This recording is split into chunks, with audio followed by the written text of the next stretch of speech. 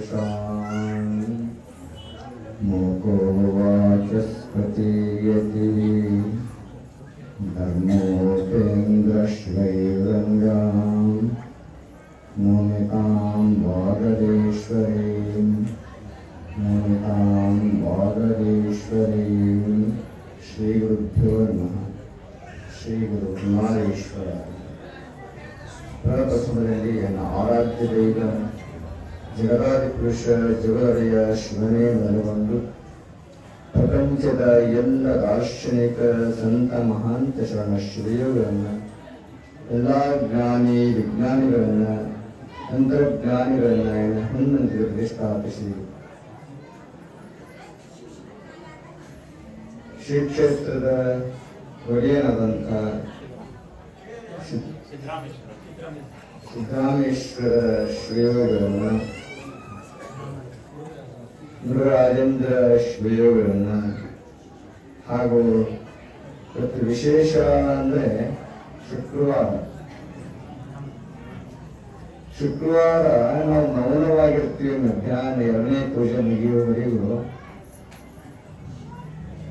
ಆದರೆ ನಮ್ಗೆ ಗೊತ್ತಿಲ್ಲ ಗ್ರೂಪ್ ಮ್ಯಾಪ್ ಹಾಕಿದ್ರು ಏನ್ ಹಾಕಿದ್ರು ಎಂತ ಗೊತ್ತಿಲ್ಲ. ಶುಕ್ರವಾರ ದಿವಸ ಎಲ್ಲೋದ್ರು ತಾಯಿಂದಲೇ ಬರುತ್ತಾರೆ, ದರ್ಶನ ಕೊಡ್ತಾ ಇದ್ದಾರೆ. ತಾಯಿ ಮಧ್ಯಾಹ್ನದ ಪೂಜೆ ಮಾಡಿಕೊಂಡು ಕರಿಯಮ್ಮ ದೇವಸ್ಥಾನ ಅಷ್ಟೇ. ಇಲ್ಲಿ ಬಂದರೂ ಕೂಡ ಗ್ರಾಮ ದೇವತೆ, ನಂತರ ಗುರುವಿನ ಸ್ಥಾನಕ್ಕೆ ಬಂದಿವಿ. ಅಂದ್ರೆ ತಾಯಿ ನಮ್ಮನ್ನ ಎಲ್ಲ ಕಡೆಯಿಂದ ರಕ್ಷಣೆ ಮಾಡ್ಕೊಂಡು ಬರ್ತಾ ಇದ್ದೀವಿ ಅಂತ ಹೇಳಕ್ ಸಾಕ್ಷಿಯಾಗಿ ಶುಕ್ರವಾರ ದಿವಸ ನಾವು ಮೌನವ್ರತವಾಗಿರುವಾಗ ಎಲ್ಲ ಕಡೆಯೂ ಆ ತಾಯಿಯ ದೇವಸ್ಥಾನಕ್ಕೆ ಆಗಿರೋದ್ರ ಆಶ್ಚರ್ಯ ಯೋಗ ಅಂತ ಕರ್ತೀವಿ. ಅಂತಹ ಎಲ್ಲ ದೇವಾರ ದೇವತೆಗಳನ್ನ ಸ್ಮರಿಸುತ್ತಾ ಹಾಗೂ ಬಸವಾದ ಪ್ರಮುಖರನ್ನ ಜಗದಾದ ಜಗದ್ಗುರು ಪಂಚಾಚಾರ್ಯರನ್ನ ಧ್ಯಾನಿಸುತ್ತಾ ಗೈಜಿ ಹುಡುಕಪ್ಪೆ ಗ್ರಾಮದ ಸಮಸ್ತ ಸದ್ಭಕ್ತರೇ, ಶರಣರೇ, ಶರಣಿಯರೇ, ಸುಹೃದರೇ ಹಾಗೂ ನನ್ನ ಜೊತೆಗೆ ಪಾದಯಾತ್ರೆಯಲ್ಲಿ ಭಾಗವಹಿಸುವಂತಹ ಅಂತೂರು ಗಂತೂರು ಗ್ರಾಮದವರು ಮಾತ್ರವಲ್ಲ, ಸುತ್ತಲಿನ ಗ್ರಾಮದವರು ತೆಲಂಗಾಣ ಪ್ರಾಂತ್ಯದಿಂದಲೂ ಕೂಡ ಈ ಪಾದಯಾತ್ರೆಯಲ್ಲಿ, ತೆಲಂಗಾಣ ಸ್ವಲ್ಪ ಕಡಿಮೆ ಜನಸಂಖ್ಯೆ ಇರಬಹುದು, ಬಹುಶಃ ಆ ಸಂಖ್ಯೆ ಎಷ್ಟಿದೆ ಅಂತ ನಮಗೂ ಗೊತ್ತಾಗಿರಲಿಲ್ಲ. ಯಾಕಂದ್ರೆ ನಮ್ಮ ಪಾದಯಾತ್ರೆ ಹಾಗೆ ಇತ್ತು. ಅನ್ಸುತ್ತಾರೆ ನಮ್ಮ ಉತ್ತರ ಪ್ರಾಂತ ಎಷ್ಟು ಬರೋದು ಗೊತ್ತಾಗ ಹೋಗೋದು ಅಂತ ಹೇಳ್ಬಿಡ್ತೀನಿ. ಇಷ್ಟೇ ಸಂಖ್ಯೆ ಅಂತ ನಾವು ಯಾವತ್ತು ಹೇಳಕ್ಕಾಗೋದಿಲ್ಲ. ಹಾಗಾಗಿ ಎಲ್ಲ ಪಾದಯಾತ್ರೆಯಲ್ಲಿ ಭಾಗವಹಿಸಿದ ಸಮಸ್ತ ಸದ್ಭಕ್ತರೇ ತನ್ನೆಲ್ಲರ ಹೃದಯದ ಅಧಿಕೃತ ಜ್ಯೋತಿ ಚಿಜ್ಯೋತಿ ಪರಂಜ್ಯೋತಿಗೆ ಅನಂತ ಕೋಟಿ ಶರಣಾರ್ಥಿಗಳು. ಇದೇ ಸಂಸ್ಕಾರ.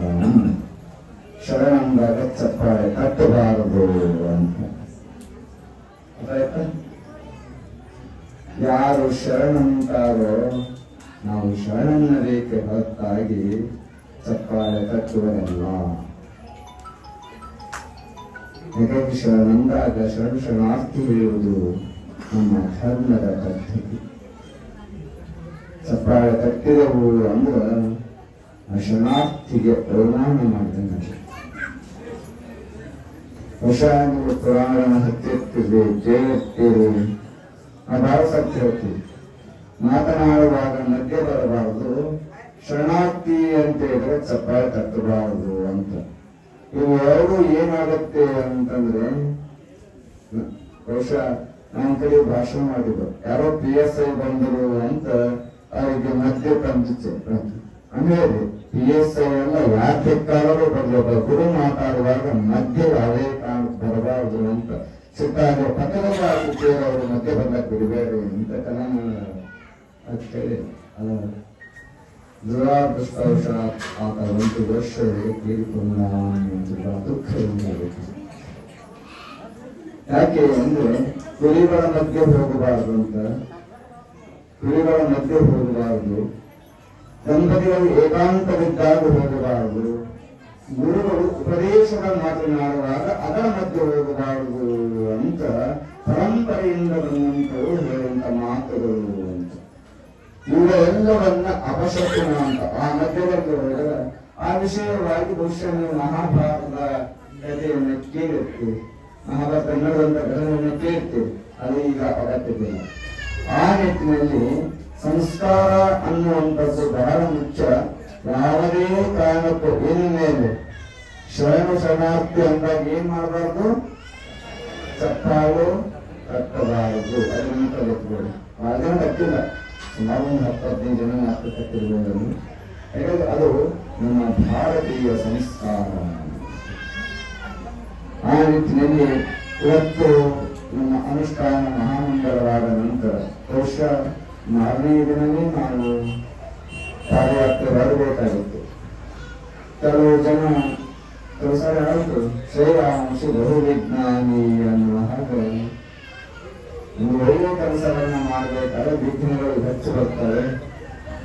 ಆ ನಿಟ್ಟಿನಲ್ಲಿ ಬಹಳಷ್ಟು ಜನ ಭಯಪಟ್ಟು ನಾವು ಸ್ವಲ್ಪ ಶ್ರೀಯೋಗ ಸಮಾಧಿಯಿಂದ ಹೊರಗೆ ಬರೋ ತರವಾಗಿತ್ತು. ಅದಕ್ಕೆ ಬೇರೆ ಬೇರೆ ಕಾರಣಗಳಿರ್ತವೆ. ತರವಾಗಿರೋದ್ರಿಂದ ಇವು ಏನು ಭಯಪಟ್ಟರು ಅದು ಎಲ್ಲಿ ಪ್ರಾಣಕ್ಕೆ ಅಪಾಯ ಆಗುತ್ತದೋ ಏನು ಅಂತ ಭಯದಿಂದ ನಮ್ಮ ಜಿಲ್ಲಾಧಿಕಾರಿಗಳಿಂದ ಆದಿಯಾಗಿ ಜಿಲ್ಲಾ ಆಸ್ಪತ್ರೆಗೆ ತೆಗೆದುಕೊಂಡರು. ಬಹುಶಃ ಬೆಳಗಿನ ಎಲ್ಲರೂ ಕೂಡ ಅಲ್ಲಿ ಜಿಲ್ಲಾ ಆಸ್ಪತ್ರೆಯವರು ಇಷ್ಟು ವ್ಯವಸ್ಥೆ ಮಾಡಿದ್ದಾರೆ ಅಂದ್ರೆ ಈ ಪ್ರಪಂಚದಲ್ಲಿ ಯಾವುದಾದ್ರೂ ಹಾಸ್ಪಿಟ್ಲ್ ಇಷ್ಟು ವ್ಯವಸ್ಥೆ ಮಾಡಿದ ಹಾಸ್ಪಿಟಲ್ ಇದೇ ಇಲ್ಲ ಹೊರತಾಗಿ ಗದಗ ಜಿಲ್ಲೆಯ ಹಾಸ್ಪಿಟಲ್ ಅಷ್ಟು ಆ ರೀತಿಯ ವ್ಯವಸ್ಥೆಯನ್ನು ಮಾಡಿದ್ದಾರೆ. ಯಾಕಂದ್ರೆ ಅಲ್ಲಿ ಎಲ್ಲ ಸಿಬ್ಬಂದಿಯವರು ಕೂಡ ಒಂದಿಷ್ಟು ವ್ಯವಸ್ಥೆ ಮಾಡುವ ದಿನ ಬೆಳಗ್ಗೆ ಸ್ವಲ್ಪ ದರ್ಶನ ಹೋಗಬೇಕು, ಸಾಯಂಕಾಲ ಹೋಗುವ ದರ್ಶನ ಹೋಗ್ಬೇಕು ಅಲ್ಲಿ ಕೆಲಸ ಮಾಡುವಂತವರು.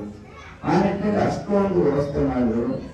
ಶಿವಯೋಗ ಸಾಧನೆ ಅನ್ನುವಂಥದ್ದು ಎಲ್ಲ ರೀತಿಯಿಂದಲೂ ಕೂಡ ಯಾರಿಗೆ ಇಲ್ಲಿವರೆಗೂ ಹೇಳುದು ಇಲ್ಲಿ ಬೂದನಗುಡ್ಡ ಅನ್ನುವಂಥದ್ದು ಇದೆ ಅಂತ ಬುಧೀಶ್ವರರು ಒಂದು ಸಲ ಕಳೆದ ದಸರಾದಲ್ಲಿ ನಾವು ಗುಲ್ಬರ್ಗ ಜಿಲ್ಲೆಯಲ್ಲಿ ಮಾಡುವಾಗ ಇಲ್ಲಿ ಬೂದಿ ಬಸವೇಶ್ವರ ದೇವಸ್ಥಾನ ತಪಸ್ಸು ಮಾಡಿ ಹೋಗಿದ್ದರು ಅನ್ನುವಂಥದ್ದು ಹೇಳಿದರು. ಹೀಗಾಗಿ ಬೂದನಗುಡ್ಡ, ಬೂದಿ ಬಸವೇಶ್ವರ ಇತ್ಯಾದಿ ಹೆಸರುಗಳು ಭಿನ್ನ ಭಿನ್ನವಾಗಿರಬಹುದು. ಆತ ಒಬ್ಬಾತನೇ, ಆತ ಶಿವಯೋಗ ಸಿದ್ಧಿ ಸಾಧಕ ಜಗದ್ಗುರು ಬುಧೀಶ್ವರರು ಅನ್ನೋ ಮಾತನ್ನು ಸ್ಪಷ್ಟವಾಗಿ ಹೇಳ್ತೀವಿ. ಈ ಪಾದಯಾತ್ರೆಯ ಮೂಲ ಉದ್ದೇಶಗಳಲ್ಲಿ ಅರ್ಥವಾಗಿದೆ. ಅನುಷ್ಠಾನವಾದ ತಕ್ಷಣ ಬಹುಶಃ ಇದು 6ನೇ ಪಾದಯಾತ್ರೆ ಎಂಬುದು. ಮೊದಲ ಪಾದಯಾತ್ರೆ ಮಾಡ್ತಿರಲಿಲ್ಲ. ಮೊಟ್ಟಮೊದಲನೇ ಪಾದಯಾತ್ರೆ ತೆಲಂಗಾಣದ ಶ್ರೀಶೈಲ ಮಾಡಿದ್ದೆವು. ಶ್ರೀಶೈಲದ ಪಾದಯಾತ್ರೆ ನಂತರ ಇಷ್ಟು ಅದ್ಧೂರಿಯಾದ ಪಾದಯಾತ್ರೆ ಯಾವುದೂ ಆಗಿಲ್ಲ. ಶ್ರೀಶೈಲ ಪಾದಯಾತ್ರೆಯನ್ನು ನೋಡಾಕಿರುವಂತವರು ನಮ್ಮ ಕರ್ನಾಟಕದ ಅಲ್ಲಿರುವಂತ ಗಡಿಗೊಳ್ಳುಕಪ್ಪೆ ಆಗಿರ್ಬೋದು, ಬಹುಶಃ ಎಲ್ಲರೂ ಕೂಡ ನಾವು ಯಾವತ್ತಿದ್ರು ಶ್ರೀಶೈಲ ಪಾದಯಾತ್ರೆ ಬೇಗ ಅಷ್ಟು ಗ್ರ್ಯಾಂಡ್ ಯಾವುದು ಆಗಿಲ್ಲ ಅಂತಂದ್ರು. ಕರ್ನಾಟಕದಲ್ಲಿ ಎಲ್ಲ ಬೇಕಾದನ್ನ ನೋಡಾಕಿರುವಂತ ಭಾಗಗಳನ್ನು ನುಡಿಯುವುದರಲ್ಲಿ ಪರಿಣಿತರಾಗುವುದು ಕರ್ನಾಟಕದ ಜನತೆಯಂತಿರುವಂತಹ ಪರಿಸ್ಥಿತಿ ಇರುವುದು. ಹಾಗಾಗಿ ಅದು ಇವತ್ತು ನೋಡಿದಾಗ ನಿನ್ನೆ ಹುಬ್ಬಳ್ಳಿ ತುಂಬಾ ಗ್ರ್ಯಾಂಡರ್ ಆಗಿತ್ತು. ಅದನ್ನ ಮೀರಿಸುವ ರೀತಿಯಲ್ಲಿ ಹುಡುಗಪ್ಪುಗಳ ನಮ್ಮ ಭಕ್ತರು ಮತ್ತು ನಮ್ಮ ಸ್ವಾಗತ ಮಾಡಿರುವುದನ್ನು ಮಾತನಾಡ್ತಾರೆ. ಈ ಪಾದಯಾತ್ರೆಯಲ್ಲಿ ಮಾಡಿದ್ದಾರೆ, ಎಲ್ಲ ಕಡೆಗೂ ವ್ಯವಸ್ಥೆ ಮಾಡಿದ್ದಾರೆ. ಆದ್ರೆ ಎಲ್ಲವನ್ನ ಮೀರಿಸುವ ರೀತಿಯಲ್ಲಿ ಇವತ್ತು ನೀವು ಸ್ವಾಗತ ಮಾಡಿದ್ರೆ ಬಹಳ ಆನಂದವಾಗಿದೆ. ಹಾಗಾಗಿ ಎಲ್ಲರಿಗೂ ಕೂಡ ರೈತರಾಗಿರಬಹುದು, ನೌಕರಸ್ಥರಾಗಿರಬಹುದು, ಎಲ್ಲರಿಗೂ ಕೂಡ ಭಗವಂತ ಆ ಪರಮಾತ್ಮ ಪರಮಶಿವ ಹಾಗೆ ಇರುವಂತ ಎಲ್ಲ ದೇವಾನುದೇವತೆಗಳು, ನಾವು 33 ಕೋಟಿ ದೇವತೆಗಳು ಅಂತಿರುತ್ತೀವಿ. ಎಲ್ಲ 33 ಕೋಟಿ ದೇವತೆಗಳು ನಿಮಗೆ ಸದಾ ಕಾಲ ಸುಖ, ಶಾಂತಿ, ನೆಮ್ಮದಿಯನ್ನು ನೀಡುವಂತಹ ಆಶೀರ್ವಾದ ಏನಿ ಅಂತ ಅವರಲ್ಲಿ ಪ್ರಾರ್ಥಿಸುತ್ತಾ ಇನ್ನುಳಿದಂತೆ ಎಲ್ಲರೂ ಜಿಲ್ಲಾ ಪಂಚಾಯಿತಿ ಮಾಜಿ ಅಧ್ಯಕ್ಷರು, ತಾಲೂಕ್ ಪಂಚಾಯತಿ ಮಾಜಿ ಅಧ್ಯಕ್ಷರಿಂದ ಆದಿಯಾಗಿ ಎಲ್ಲರೂ ಇದ್ದರೂ ಕೂಡ ಯಾಕೆ ಇದೇ ಅವರ ಸ್ಥಾನ ಏನಿದ್ರೂ ಕೂಡ ಬೆಳಗಿನಲ್ಲಿ ನಾವು ಬಾಲ್ಯದಲ್ಲಿ ಕೂತಬೇಕು ಒಂದು ಚೇರ್ ಹಾಕರ ಹಾಗೆ ಇದೇ ಭಕ್ತಿ ಅಂತ ಹೇಳುವಂಥದ್ದು. ಬೆಳಗಿನ ಸರಿ ನಾವು ದೇಶದ ಪ್ರಧಾನಿ ಆಗಿರಬಹುದು, ಆ ಬೆಳಗ್ಗೆ ಕೂತ್ಕೋಬೇಕು ಅನ್ನುವ ಸಂಸ್ಕಾರ ಸಂಸ್ಕಾರ ನಮ್ಮ ಭಾರತದಲ್ಲಿ ಅದು ವಿಶೇಷವಾಗಿ ಕರ್ನಾಟಕ ನಾಡಿನಂತೆ ಹೇಳುವಾಗೇ ಇಲ್ಲ ಸಂಸ್ಕಾರ. ಅಂತಹ ಬೇಕು ಎಲ್ಲರಿಗೂ ಜೀವನ ಕೂಡಬೇಕು. ಹಾಗಾಗಿ ಹೇಳಿ ಅದೇ ಸಂಸ್ಕಾರ ಗುರುವಿನ ಸನ್ನಿಧಾನದಲ್ಲಿ ನಾವು ಪಾದ ಅರಿಯಲ್ಲಿ ಕೂತಬೇಕು ಅನ್ನುವಂತಹ ಒಂದು ಸಂಸ್ಕಾರ ಜ್ಞಾನದಲ್ಲಿ ಕಾಣ್ತಾ ಇದೆ. ನಿಜವಾದ ಯಾಕಂದ್ರೆ ಆ ಸಂಸ್ಕಾರ ಕಾಣ್ತಾ ಇದ್ದೀನಿ ಅಂದ್ರೆ ಅದರ ಕಾರಣ ಯಾರು ಅದು ಚನ್ನಬಸವಣ್ಣ ಇಲ್ಲಿ ನೋಡಿ ಹೋಗೋದಲ್ಲ, ಅದು ಕಾರಣ ಅಂತ ಅಲ್ಲ, ಅದು ಕಾರಣ. ಚನ್ನಬಸವಣ್ಣ ಎಲ್ಲರಿಗೂ ಕಾರಣ. ಚನ್ನಬಸವಣ್ಣ ಈ ಭಾಗದಲ್ಲಿ ಗುಣಪ್ರಸಾರವನ್ನು ಮಾಡಿದ್ದಾನೆ, ಬಸವಣ್ಣನ ಅಳೆಯ. ಹಾಗಾಗಿ ಧಾರವಾಡ ಜಿಲ್ಲೆ ನಾವು ಮೊನ್ನೆ ಹುಬ್ಬಳ್ಳಿಯಲ್ಲಿ ಧಾರವಾಡ ಸೆಪ್ಟೆಂಬರ್ ಹುಬ್ಬಳ್ಳಿಯಲ್ಲಿ ಹೋಗುತ್ತೆ. ನಾವು ಬಸವ ಪುರಾಣ ಹಚ್ಚಿದಾಗ ಧಾರವಾಡ ಜಿಲ್ಲೆಯಲ್ಲಿ ವ್ಯಾಪ್ತಿಗಿಸಿರುವಂತಹ ಮಜ್ಜಿಗುಡ್ಡಿಯಿಂದ ಕೆನೆಯನ್ನು ಕೊಟ್ಟಿದ್ದಾರೆ. ಹಾಗಾಗಿ ನಾವು ಗದಗ ಜಿಲ್ಲೆಯ ಮಗನಾಗಿದ್ದೀವಿ, ಧಾರವಾಡ ಜಿಲ್ಲೆಯ ಮೊಮ್ಮಗನಾಗಿ ಬಂದಿದ್ದೀವಿ ಅನ್ನೋ ಮಾತನ್ನ ಯಾಕಂದ್ರೆ ಕೆನೆ ಕೊಟ್ಟವರು ಜೀವ ಆಗಿದ್ದು, ಕೆನೆ ಕೊಟ್ಟವರು ಬರೀ ಮೊಮ್ಮಗೇ ಅಲ್ವಾ ಧಾರವಾಡ ಜಿಲ್ಲೆ. ಈ ಸ್ವಾಮಿಗಳು ತಿಳ್ಕೊಳ್ಳೋರು ಧಾರವಾಡ ಜಿಲ್ಲೆಗೆ ಸದಾ ಮೊಮ್ಮಗನಾಗಿರ್ತೀವಿ, ಗದಗ ಜಿಲ್ಲೆಯ ಮಗನಾಗಿದ್ದೇವೆ ಅನ್ನೋ ಮಾತನ್ನ ಹೇಳೋದು ನಮ್ಮ ಪರರಾತ್ರಿಯ ಮೂಲ ಉದ್ದೇಶದಿಂದ ಗೊತ್ತಾಗಿದೆ. 5,000ಕ್ಕಿಂತಲೂ ಅಧಿಕ ಜನಸಂಖ್ಯೆ ಹೊಂದಿರುವಂತಹ ಊರು ಅಂತ ಗೊತ್ತಾಯಿತು. ಭಿಕ್ಷೆಯನ್ನ ಕೇಳಿದ್ದೇವೆ.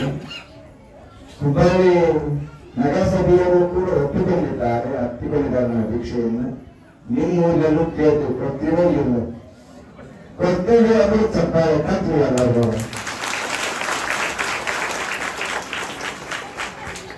ಸ್ವಲ್ಪ ಜನ ಕಟ್ಟಂತ ಕಾಣ್ತಾ ಇಲ್ಲ, ಇಲ್ಲಿ ಭಯ ಇದೆ.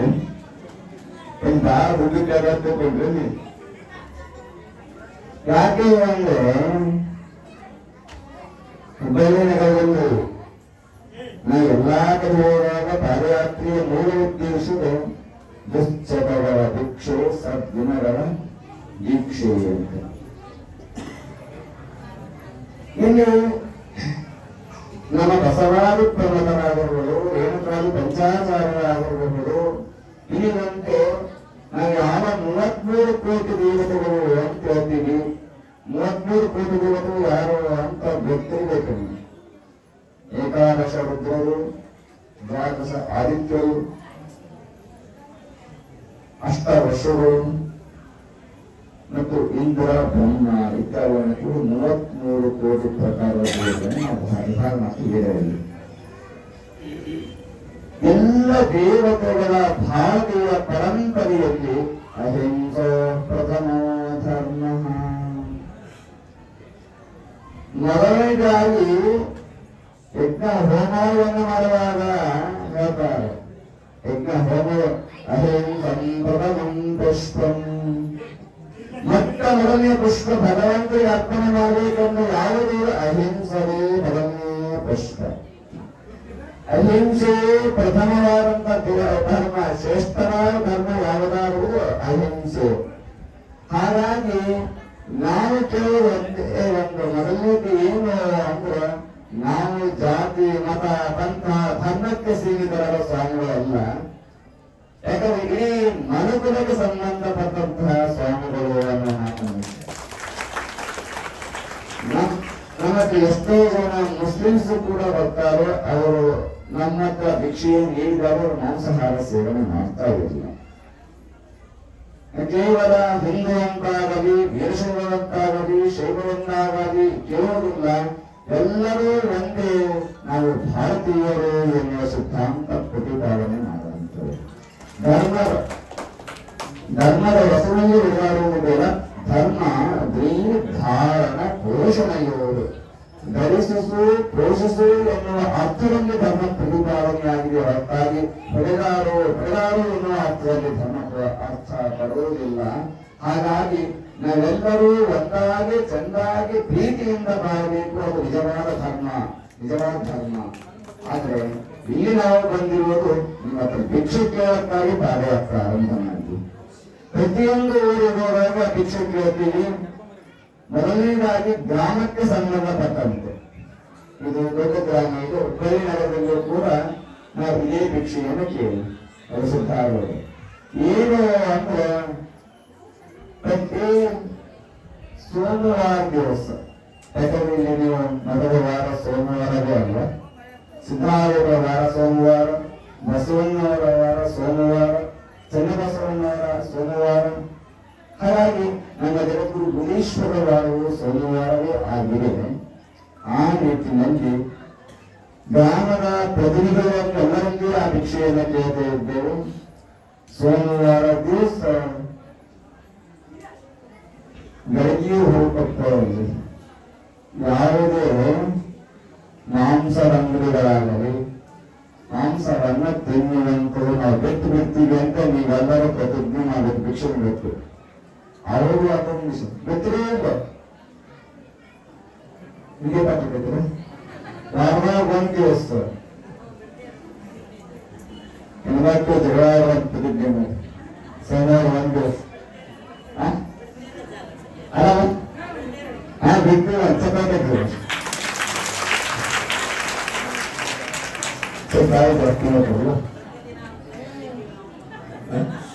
ನೋಡಿ, ಈ ದಾದಾಪುರದಲ್ಲಿ ಪ್ರಥಮ ಸ್ಥಾನ ಹೊಂದಿರುವವರು ತಾಯಂದಿರು ಅಂತ ಹೇಳಬೇಕಾಗಿತ್ತು ಹುಡುಗಟ್ಟೆ ಗ್ರಾಮದಲ್ಲಿ.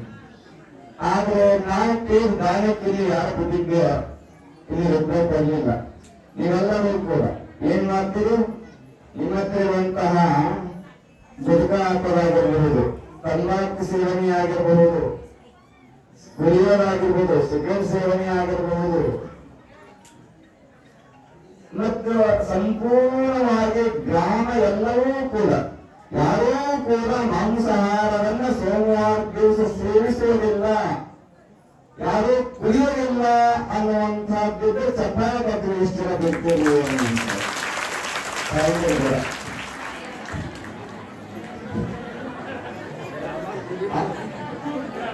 ಅವ್ರಿಗೆ ಬೇರೆ ಅಂತ ಹೋಗ್ತೀವಿ. ಅವ್ರು ಇವರೇ ಚಪಾತಿ ಗೊತ್ತಾಗೋದಿಲ್ಲ.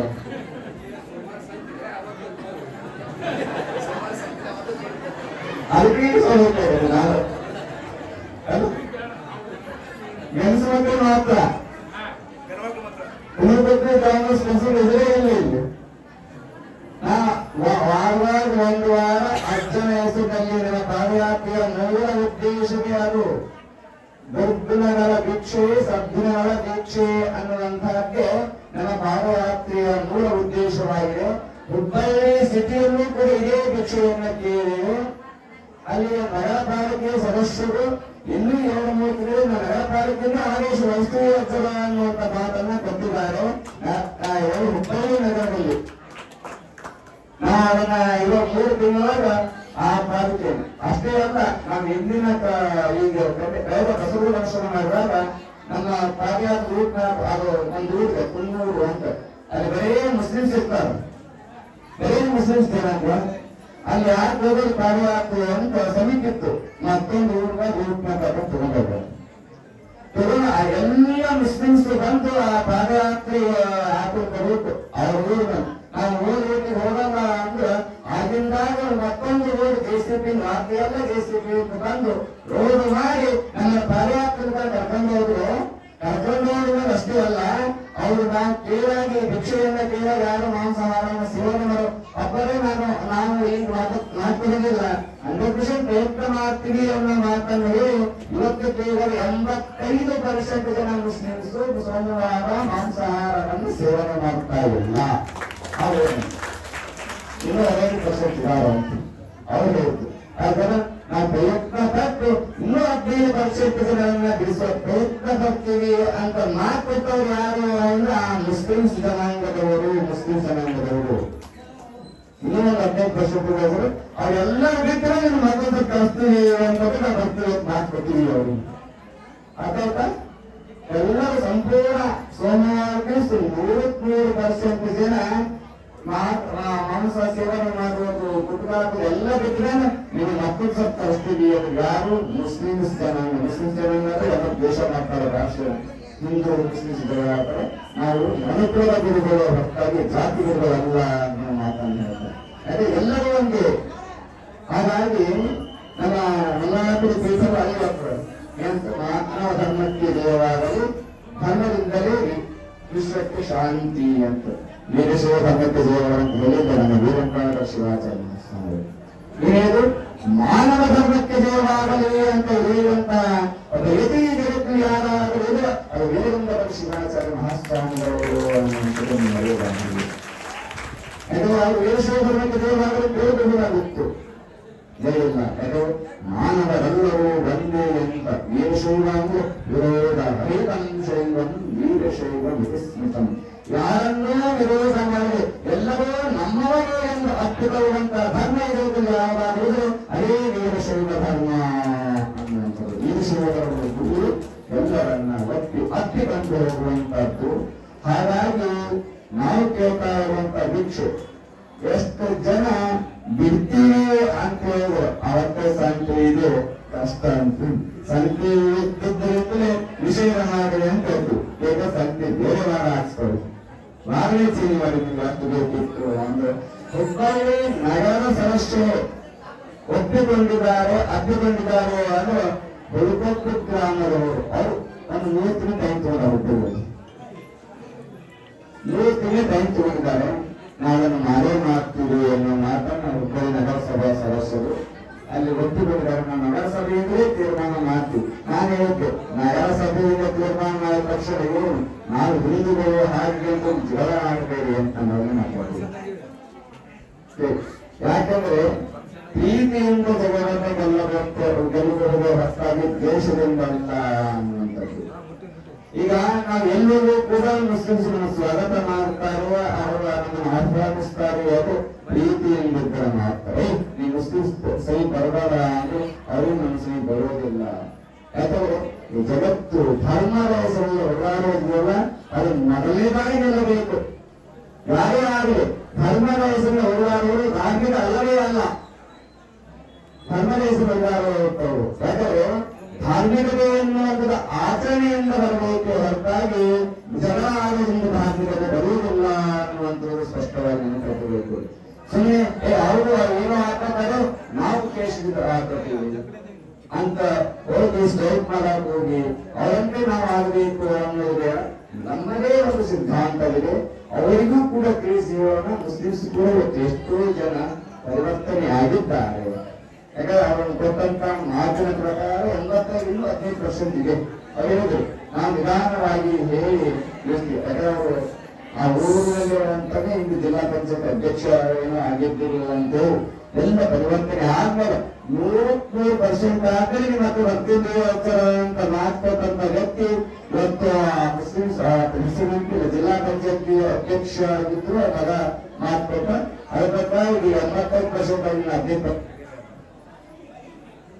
ನೀವೆಲ್ಲರೂ ಸ್ವಾತಂತ್ರ್ಯ ಕಾಯ್ತಾ ಇದ್ದೀರಿ, ಪಾದ ಮುಟ್ಟಿ ನಮಸ್ಕಾರ ಮಾಡಬೇಕು ಅನ್ನುವಂತ ಅಗತ್ಯತೆ ಇಲ್ಲ. ಯಾಕಂದ್ರೆ ನಿಮ್ಮ ಮೇಲೆ ಎಲ್ಲಾರೇ ನಮ್ಮ ದೃಷ್ಟಿ ಬಿದ್ದಾಗಿದೆ. ಸಮಯಕ್ಕೂ ಅವಕಾಶ ಕೊಡಿ. ನಿನ್ನೆ ಮೊನ್ನೆ ಏನಾಗಿತ್ತು ಅಂದ್ರೆ 2 ತಾಸು ಮಾತಾಡಿದ್ದೀವಿ ರಾತ್ರಿ, ಇದೇ ಪಾದ ಬರ್ತಾ ಇದ್ವಿ. ಹಾಗಾಗಿ ಸ್ವಲ್ಪ ನಮಗೂ ಸಮಯ ಇದರಿಂದ ಅಲ್ಲಿಂದ ದೂರಿಂದ ಕೈ ಮುಗಿಬಿಡಿ ಇಲ್ಲಿಂದ ನಿಮ್ಗೆಲ್ಲ ಆಶೀರ್ವಾದ ಮಾಡ್ತೇವೆ. ನಿಮ್ಗೆಲ್ಲ ರೀತಿಯ ಮಳೆ ಬೆಳೆ ಎಲ್ಲ ಯಾವುದು ಕೊರತೆ ಆಗದ ಹಾಗೆ ಹೊಸವಾರಿ ಪರ್ವತರು 2 ಬಾರಿ ಪಂಚಾಚಾರರು ನಮ್ಮ ಭಾರತ ಭೂಮಿಯಲ್ಲಿ ಎಲ್ಲ ಶ್ರೀಗಳು ಸಂತರು ಸೂಫಿಗಳು ಎಲ್ಲರೂ ಕೂಡ ನಿಮಗೆ ಒಳ್ಳೆಯ ರೀತಿಯ ಆಶೀರ್ವಾದ ಮಾಡಲಿ ಅಂತ ಅವರಿಗೆ ಬೇಡಿಕೊಳ್ಳುತ್ತಾ ಹೋಗ್ತಾ ಇದ್ದೇವೆ.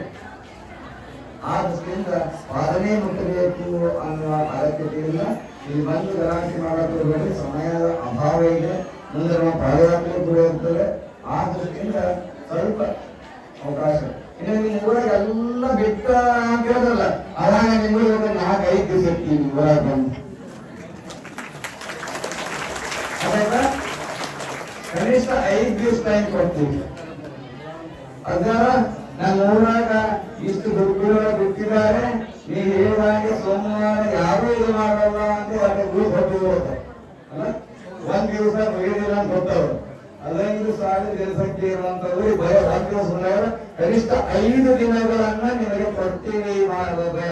ಯಾಕಂದ್ರೆ ಇದು ಬಿಟ್ಟವ ಅಂತ ಗೊತ್ತಾಗಬೇಕು ನಮಗೆ. ನಿಮ್ಮ ಹಿರಿಯರಿಗೆಲ್ಲ ಒಪ್ಪಿಸಿದೀವಿ. ಹಾಗಾಗಿ ಅದನ್ನು ಒಪ್ಪಿಸಿದಾಗ ನಿಮ್ಮ ಊರಿಗೆ ಕನಿಷ್ಠ 5 ದಿನಗಳಾದರೂ ಕೊಟ್ಟೇ ಕೊಡ್ತೀವಿ ಟೈಮು. ಬೇಕಾದ ಪ್ರತಿಯೊಂದು ಮನೆಗೂ ಕೂಡ ಬಂದು ಸಿದ್ಧರಾಗಿತ್ತು. 5 ದಿವಸ ಇದ್ದು ನಾವು ಗ್ರಾಮಕ್ಕೆ ಇವತ್ತು ಉಳಿಯುವರಿಗೆ ಮುಟ್ಟುವುದರಿಂದ ಆದಷ್ಟು ನಮಸ್ಕಾರ ಮಾಡಿ ಗಲಾಟೆಯನ್ನು ಮಾಡಿಕೊಳ್ಳುತ್ತ ಹೋಗಿ ಅಲ್ಲಿಂದ ಎಲ್ಲರೂ ಕೈ ಮುಗಿರಿ. ನಮ್ಮ ಉಳಿ ಚಂದ್ರಸನ ಆಗಿರ್ಬೋದು, ಯೋಗಿ ಪಂಚಾಚಾರ ಆಗಿರ್ಬೋದು, ಬಸವಾದಿ ಪ್ರಮೋದರಾಗಿರ್ಬೋದು, ಅವರೆಲ್ಲರ ಆಶೀರ್ವಾದ ನಿಮ್ಮ ಮೇಲೆ ಇರಲಿ ಅನ್ನೋ ಮಾತನ್ನು ಹೇಳ್ತಾ ನಮ್ಮ 2 ಮಾತನ್ನ ಪೂರ್ಣ ಪ್ರಾರಂಭಿಸಿ ವಿರಾಮ ನೀಡುತ್ತೇವೆ. ಶ್ರೀರಾಮ್.